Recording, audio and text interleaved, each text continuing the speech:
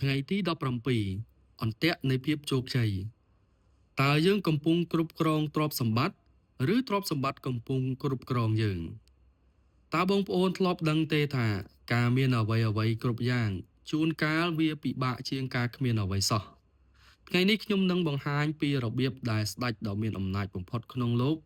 រក្សាចិត្តឲ្យនៅស្ងប់និងបន្ទាបខ្លួនក្នុងមហាសមុទ្រនៃទ្រព្យសម្បត្តិព្យាការីសូឡៃម៉ានអាឡៃសាឡាមមានអំណាចលើសពីមនុស្សធម្មតា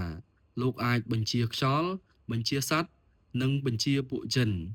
ប៉ុន្តែរាល់ពេលដែលលោកសម្លឹងមើលភាពរុងរឿងរបស់លោកតែងតែនិយាយថា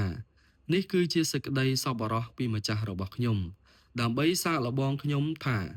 តើខ្ញុំជាអ្នកដឹងគុណឬជាអ្នករមើលគុណលោកមិនដែលឲ្យអំណាចឡើងទៅដល់ខួរក្បាលឡើយលោកទុកវានៅត្រឹមក្នុងដៃដើម្បីបម្រើអល់ឡោះមេរៀននេះគឺ Success is a test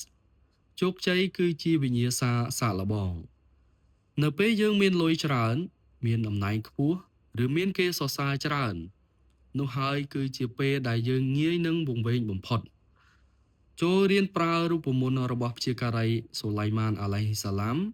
រាល់ពេលដែលយើងសម្រេចបានអ្វីមួយ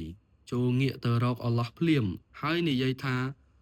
អរគុណអល់ឡោះជាម្ចាស់ដែលផ្ដល់ឲ្យខ្ញុំនៅឱកាសនេះកុំឲ្យជោគជ័យធ្វើឲ្យយើងមើលងាយអ្នកដទៃតែត្រូវឲ្យវាធ្វើឲ្យយើងកាន់តែចង់ជួយអ្នកដទៃផ្នត់គំនិត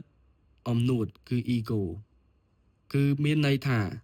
ខ្ញុំពូកែទើបខ្ញុំមានថ្ងៃនេះប្រើទ្រព្យសម្បត្តិដើម្បីបង្អួតខ្លាចបាត់បង់ទ្រព្យសម្បត្តិនិងកាន់តែលោភលន់